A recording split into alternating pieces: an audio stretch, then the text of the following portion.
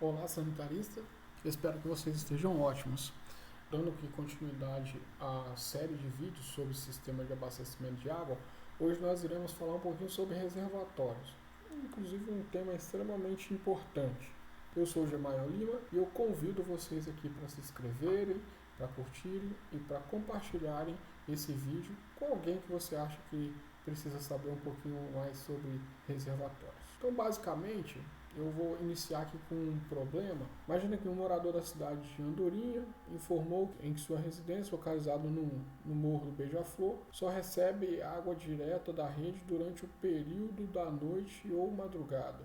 Durante o dia, a água não chega na casa do morador. O que poderia ser feito para resolver esse problema? Então, basicamente, eu começo essa provocação com esse problema. Reservatórios tem aqui as seguintes finalidades. Vou citar as mais importantes, que é essa aqui e essa aqui. E regularizar a pressão, regularizar a vazão. Regularizar a vazão seria o seguinte: imagina que eu tenho aqui a minha rede de abastecimento de água. Nós temos aqui a ETA. Desse lado aqui a gente tem a ETA, a Estação de Tratamento de Água. E a ETA vai mandar água para a rede. Normalmente, a ETA aqui está mandando uma vazão constante. Uma vazão que eu vou chamar aqui de CTE, que chama-se vazão constante. Só que qual é o problema? A gente viu na aula de indicadores, eu até recomendo, para quem não viu, confira lá, que a rede não consome água de forma constante, ou seja, o consumo da rede costuma ser máximo entre 10 ao meio-dia, e durante a madrugada, 1 da manhã, 2 da manhã, o consumo da rede é muito baixo. Dessa forma, eu tenho aqui uma vazão que a rede consome, que é uma vazão variável. Ela varia ao longo do dia. Beleza, então eu tenho um problema aqui. Se por um acaso a rede está mandando uma vazão constante e aqui vai uma vazão variável, então suponhamos que se a rede manda 100 litros por segundo e ao meio-dia a rede consome 150, a gente tem um problema aqui. A vazão que a ETA está mandando não é suficiente. Então você pode ter algum problema de desabastecimento. Dessa forma, existe um dispositivo que a gente coloca que serve para regularizar a vazão. Esse dispositivo chama-se reservatório, que eu vou chamar de RES, reservatório. O que significa? O reservatório ele vai mandar aqui a quantidade de água que a rede precisa, ou vai acumular a água quando a ETA está mandando mais água para a rede do que ela precisa. Exemplo, às 22 horas, a rede precisa somente de 50 litros por segundo e a ETA está mandando 100. Então o que vai acontecer? O reservatório acumula esses 50 a mais, vai acumulando. Para justamente quando acontecer essa situação aqui, quando a rede precisar de mais água do que a ETA está mandando, ela mandar esse excedente. Então, o reservatório vai mandar a vazão excedente para a rede. Basicamente, isso se chama regularizar a vazão. E regularizar a pressão é o seguinte: imagina que você tem uma rede de água, eu vou colocar uma rede ramificada, então isso aqui você tem a rede principal, essa aqui, a rede principal, você tem uma rede ramificada. Imagine que lá no final da rede, a pressão aqui da rede é apenas de 5 MCA. Só que a gente vai ver que a pressão mínima em qualquer ponto da rede tem que ser de 10 MCA. E aí essa rede é abastecida por um reservatório que está lá na cota 100 metros. Está lá na cota 100 metros. E mesmo assim, lá no final, ele manda uma pressão de água para a rede de 5. O que eu posso fazer aqui? Se eu elevar esse reservatório em 5 metros, então passar, por exemplo, esse reservatório aqui para a cota 105, eu aumento a pressão aqui em mais 5 metros. E aí eu consigo atingir aqui o que é preconizado na NBR, que é no mínimo 10. Então, se eu elevo o reservatório 5, eu aumento aqui a pressão em 5. Então vai passar a ser 10 e aí assim estando em conformidade com a NBR, tá bom? Que trata desse assunto aqui. Então, regularizar a pressão é isso. Dependendo da cota em que está seu reservatório, ele vai influenciar na pressão. Então, a gente faz justamente esse tipo de análise para saber a pressão na rede em função de onde eu vou alocar o meu reservatório. A vantagem é que você pode retirar o bombeamento fora dos horários de pico, né? Então você reduz a economia, né, e aumenta o rendimento do consumo do sistema elevatório, porque ele é capaz de armazenar água, então em certos períodos você não precisa bombear. Alguns inconvenientes, né, então aqui a construção que gera impactos ambientais, a localização é um problema, e aí ele tem que ser capaz aqui de fornecer para a rede uma pressão estática de 50 e uma pressão dinâmica de 10. Pressão dinâmica, a ideia é o seguinte, imagina que todo mundo está consumindo água ao mesmo tempo, tá? Todo mundo da rede, que é o pior cenário, todo mundo da rede consome ao mesmo tempo. Então, eu tenho que ter 10 MCA no mínimo. E estática é quando a rede, que é um outro extremo, é quando ninguém está consumindo água naquele. Então, a pressão máxima que você pode aplicar na rede é de 50 MCA. Tá? Mais que isso gera perdas, né? Aumenta a perda, e eu discuti isso aqui na aula de indicadores que está aí, tá? No card. A localização, a gente pode ter aqui reservatório de montante. Esse aqui é montante, ou seja, ele está antes, né? A palavra montante significa antes da rede. Então tem a cidade aqui, a rede, o reservatório. Você pode ter de forma escalonada, né? Um reservatório passa para um segundo reservatório, esse primeiro vai direto para. Você tem aqui o complementar, esses servem para você quebrar a pressão, né? Talvez tenha muita pressão muito. A jusante, ou também chamado como reservatório de sobra, jusante significa, a palavra jusante significa depois, depois da rede. Aí, voltando naquele caso inicial lá, poderia ser uma solução para aquele problema inicial que a gente teve. Você tem um reservatório de sobra, então, por exemplo, suponhamos que o reservatório aqui está mandando para a rede 100 litros, mas a rede só está consumindo 50 litros, o que vai acontecer? Vai sobrar 50. Então, esse 50 é armazenado aqui dentro desse reservatório. Tem tempo que esse camarada aqui, que é a rede, vai consumir 150. Então essa sobra vai vir e vai alimentar a rede, porque esse aqui está com 100, né? Então fica o equilíbrio. Tá bom? Então, um exemplo, uma possibilidade de resolver aquele problema ali, do rapazinho ali do início, poderia ser você colocar um reservatório de sobra. Aqui é outro sistema aqui de jusante, mas só que o reservatório é elevado. Quanto posição intermediária pode ter também, né? Então tem esse reservatório, aí tem esse aqui intermediário, antes de ir para a rede. Localização no terreno é muito importante também, porque vai definir aqui, ó, a pressão na rede conforme nós já discutimos anteriormente. Então, beleza, aqui ó, enterrado, semi-enterrado, apoiado e elevado. Para ficar melhor, tem o esquema aqui. Nós temos esse aqui que é o elevado, lembrando que a norma técnica ele tem um volume limitado de 50, né? Aí a 1000 metros cúbicos de volume, não pode passar disso por questão de segurança. Você tem aqui o apoiado, eu já conheço muitos reservatórios apoiados, semi-enterrado, e também conheço bastante o enterrado. Tá? Cada um aqui tem suas vantagens, eu não vou discutir aqui, mas qualquer coisa dá uma olhada no livro Tissutia, onde eu tirei essa referência. A forma mais variada pode ser circular ou retangular, formas variáveis.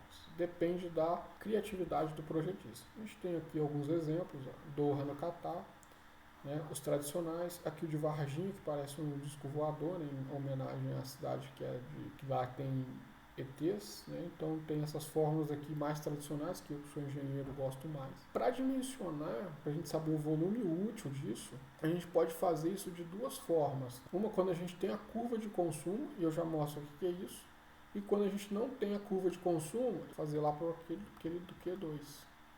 Por exemplo, dependendo da posição, né, do reservatório, mas normalmente você vai usar essa fórmula aqui. Lá. E aí eu tenho uma aula aqui falando sobre as vazões de dimensionamento, dá para conferir, está aqui no card. E aí o que acontece? Você pode ainda ter uma vazão que é contínua, ou seja, 24 horas por dia, ou intermitente, que funciona em menor do que 24 horas por dia, sei lá, de 8 a 12 horas, 16 horas de funcionamento, tá bom? E a curva de consumo, isso aqui é um exemplo de curva de consumo, ó. Na hora 1 a população vai consumir 50 litros, na hora 2, 60, ó, na hora 12, 300 litros por segundo, isso aqui chama-se curva de consumo. Ah, mas às vezes não tem, aí você vai ter que dimensionar. E aí, o diagrama de Rippel, que é para quem a gente menciona, a gente vai ter que calcular essa formulazinha. Depois vocês me perguntam, você já usou derivada integral na sua vida, como engenheiro? Aqui sim. Então, quando você estuda cálculo lá, você não estuda à toa, não. Beleza? Isso aqui nada mais é do que um balanço hídrico, tá? Então, a gente vai fazer basicamente um balanço hídrico. Então, aqui é um exemplo de vazão intermitente, né? E aí, a ideia é o seguinte, se eu tenho uma curva de consumo aqui, né? Qual vai ser a minha vazão de entrada no reservatório? Né? Porque existe uma vazão de entrada, né, e uma vazão de saída. E aí precisa ter um equilíbrio aqui. Então por isso que eu digo que o diagrama de Rippel, que é quem a gente dimensiona a Rippel, que é o nome da técnica, a gente dimensiona pelo diagrama de Rippel porque você tem uma variação aqui entre o que entra e o que sai. Então você tem que ter um equilíbrio aqui. Tá? Então basicamente a vazão de entrada ela é a vazão média, tá bom, gente? A vazão média. Então, se você tem ali contínuo, né? Ali uma vazão contínua, você soma todos esses valores aqui de vazão ao longo do tempo e divide, né, o somatório disso tudo. E você vai dividir por 24 horas. Se por um acaso eu resolvi a minha adução, né, ser das 8 até aqui as 18 horas, a gente tem aqui 10 horas de adução, por exemplo, eu vou somar tudo isso aqui, né, o somatório daquelas vazões, e vou dividir por esses 10 horas aqui. Que aí eu preciso aumentar a vazão. Então, basicamente, aí eu vou aumentar aqui um pouquinho quando é intermitente. Vai ficar claro quando a gente fizer os exercícios. E aí, na sala de aula, nós vamos fazer esse exercício, onde a gente tem essa curva de consumo, né? 24 horas, aqui as vazões, e aí a gente vai ter que dimensionar o reservatório. Então a gente vai ter que achar um volume útil. Então basicamente o que nós vamos fazer aqui? Nós vamos ter que somar todas essas vazões aqui, ó, 50, né, mais 60, mais 70, até enjoar até aqui. E aí o valor que dá aqui, nós suponhamos que dê 24 mil. A gente tem que dividir pelo número de horas de funcionamento do reservatório. 24 horas aqui. Então a vazão aqui vai dar 100 litros por segundo. Então essa vazão aqui é aquela vazão de entrada, entra 100 litros. Sair, né, vai, por exemplo, na hora 1 vai sair 50, na hora 2 vai sair 70, mas vai entrar 100. Então o que eu vou ter que fazer aqui? Eu vou ter que montar uma tabelinha onde eu tenho aqui hora, eu vou ter aqui a vazão, essa vazão aqui a gente vai repetir, que eu chamo de vazão de consumo. A gente tem a vazão de alimentação. A vazão de alimentação é justamente essa vazão de entrada. E aí depois o que eu vou ter que fazer? Eu vou ter que fazer uma relação entre a vazão de alimentação menos a vazão de consumo. Eu vou ter que fazer aqui. E aí o que acontece? Quando eu fizer esses cálculos, né, que é 50, aqui é 100, né, e aqui depois eu vou diminuir o valor pelo outro. Lembrando que eu vou ter que, nesse caso aqui, eu vou ter que modificar a unidade, porque essa vazão aqui, para eu fazer isso, vai ter que ser em metro cúbico por segundo. Tá bom? Ou melhor, por hora. Por hora. Metro cúbico por hora. E aí o que acontece? Eu tenho que transformar isso aqui por metro cúbico por hora. E é simples, para você transformar isso aqui para aqui, você multiplica por 3,6. Bom, e aí depois o que eu vou fazer? Eu vou pegar esses dois valores e subtrair. Aí vai dar alguns valores vão ser positivos, outros vão ser negativos. Eu sugiro você separar em duas colunas aqui os valores positivos e negativos. Depois você vai somar os valores positivos, vai somar os valores negativos e aí você vai ter o volume útil. Seu reservatório. Mas aí você deve estar pensando o seguinte, professor, mas qual dos dois eu vou pegar? Que eu vou somar os valores positivos, você vai somar os valores negativos, e aí você disse que esse aqui vai ser o meu volume útil.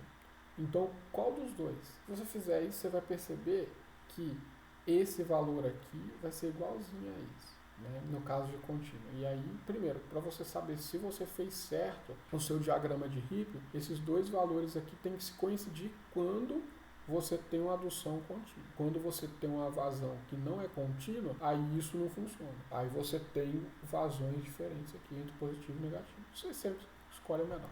Eu vou fazer um vídeo explicando isso aqui no Excel, como que dimensiona isso aqui, tá? O diagrama de Ripple. Eu tenho um vídeo, eu vou até deixar no card aqui, sobre uma resolução de um exercício de diagrama de Ripple. O vídeo foi um dos primeiros que eu fiz, não tinha experiência em fazer vídeos, e tá muito ruim, tá? Mas eu prometo em fazer um vídeo novo. E tem algumas considerações aqui. Normalmente o volume útil, você pode usar 1/3 do valor consumido, tá bom? E aí o valor consumido eu acho naquele Q2, tá bom? Uma coisa muito importante é que quando você tem aqui um reservatório elevado, você tem que ter em mente isso aqui. Tá? Isso aqui é muito importante. Que a capacidade máxima do reservatório é de 500 metros cúbicos a 1000 metros cúbicos. Tá? Não pode passar disso, questão de segurança. E aí, como a gente não tem a curva de consumo, a gente tem esse problema aqui, né? A gente tem aqui, ó, a população, aqui no caso ele deu os parâmetros, e aí ele deu aqui cota do terreno, que é muito importante, porque dependendo da cota do terreno, aumenta ou diminui, para influenciar lá na pressão da rede. Aí você tem as cotas aqui, essas cotas, ó, eles já fizeram esse estudo, né? E aí, por exemplo, ele falou, ó, o reservatório enterrado deverá estar na cota 101, cota máxima, e a cota mínima de 97. Então, se a cota é de 101 máxima e se você extrair a cota mínima de 97, você vai achar 4 metros. Então, isso aqui é a altura do reservatório. Beleza? Então, tem aqui o torre também, mesma coisa. Se você subtrair essa informação dessa, que dá 3,5, você vai achar, isso aqui é a altura do reservatório. E aí você vai calcular o Q2, tá bom? Você vai calcular o Q2. Esse valor de Q2 aqui, você vai transformar ele em volume e vai dividir por 3, porque o volume consumido é 1/3 do maior volume consumido. Você não precisa reservar tudo, não. Senão o reservatório vai ficar extremamente grande. Então é isso. Eu espero que essa aula tenha sido útil para vocês e eu espero você nos próximos vídeos.